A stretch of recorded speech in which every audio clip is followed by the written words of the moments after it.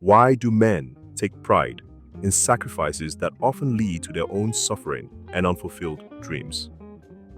More importantly, why are men expected to give endlessly, bring tangible benefits, and expect nothing in return, especially from women? In this discussion, we'll break down how men are conditioned to embrace servitude, using key insights from The Slave's Happiness. We'll also examine how Nigerian culture, social media, and economic pressures have made this even worse. By the end of this, you may start to question everything you thought you knew about relationships, masculinity, and the silent struggles that most men endure. Let's start with this key statement from the book. Men are taught to find fulfillment not in their own desires but in fulfilling the needs of others. Chapter 1, page 35. A man's worth is not determined by his happiness, his ambitions, or his personal success.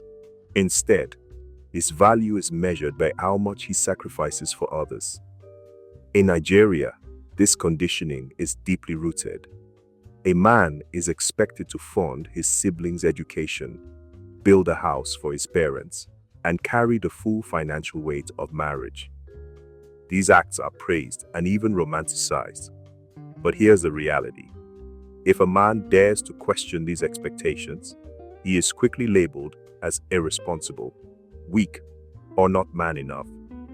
Now let's take a deeper look at how this cycle is enforced. Men's sacrifices are glorified to ensure compliance. Page 37. From childhood, boys are taught that real men provide, endure hardship, and never complain. This creates a dangerous feedback loop, where a man's worth is tied to how much he can give, while society ensures he expects little to nothing in return. This is where billing culture comes in. In Nigeria, the idea that a man must pay for everything is not just a norm, it is an expectation. Men are required to fund dates, buy gifts, handle bills, and provide financial security, all while never asking for reciprocity. A man who refuses to participate in this system is labeled as broke, stingy, or unworthy of love. Meanwhile, there is no cultural expectation for women to contribute financially in relationships. The imbalance is glaring, yet few people dare to question it. And then, we have the modern influence of social media. Men stay in these roles because they are made to believe their value depends on them. Page 40. In today's world, platforms like Instagram, TikTok, and Snapchat have fueled unrealistic expectations in dating. Many women now compare their relationships to the extravagant lifestyles they see influencers flaunting online. A regular hardworking man, no matter how decent, is now seen as inadequate if he cannot afford vacations, luxury gifts, or a high-end lifestyle. The pressure on men has never been greater, yet the expectations keep rising. This is where side chick culture and sugar baby culture play a role. The rise of transactional relationships has shifted the dating landscape. Many women now see men as financial opportunities rather than genuine partners.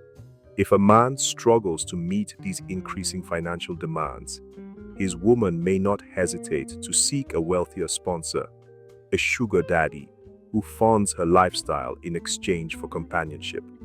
But here's the truth. These men do not value these women beyond the entertainment they provide. These sponsors do not invest in them emotionally. They do not build futures with them, and they certainly do not commit to them long term. Instead, they enjoy their time, extract whatever pleasure they seek, and discard them the moment they become inconvenient. And what happens next? These same women, now accustomed to a lifestyle they did not build for themselves, find themselves unable to secure commitment from these wealthy men. They return to regular men, men who have been working hard, building stable lives, and avoiding reckless spending. However, they do not return the same. They come back carrying baggage, unrealistic expectations, and in some cases, emotional damage. They have spent time with men who never required them to invest. And now they expect the cleanup man to do what the rich sponsor never did: to provide, to commit, to tolerate their past, and to meet standards that were set by a world of luxury they never had to earn.